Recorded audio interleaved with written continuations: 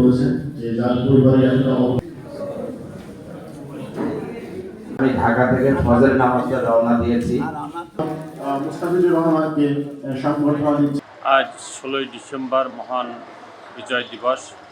এই বিজয় দিবস উপলক্ষে উপজেলা প্রশাসনের পক্ষ থেকে বীর মুক্তিযোদ্ধাদের সম্বর্ধনা অনুষ্ঠানে ইতিপূর্বেও আমি মঞ্চে উপবিষ্ট ছিলাম এবং বীর মুক্তিযোদ্ধাদের উদ্দেশ্যে কথা বলেছিলাম, কিন্তু আজ আমি সেখানে উপস্থিত হয়ে সেখানে আমার কোনো বসার ব্যবস্থা করে নাই।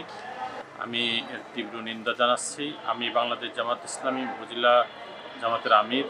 আমি বীর মুক্তিযোদ্ধাদেরকে ভালোবাসি, মুক্তিযুদ্ধকে ভালোবাসি, দেশকে ভালোবাসি এবং মুক্তিযোদ্ধাদেরকে অভ্যর্থনা জানানো, সম্বর্ধনা জানানো এটা আমার নৈতিক দায়িত্ব। সেই দায়িত্ব থেকেই আমি এসেছিলাম, কিন্তু এখানে আমি অপমানিত হয়েছি।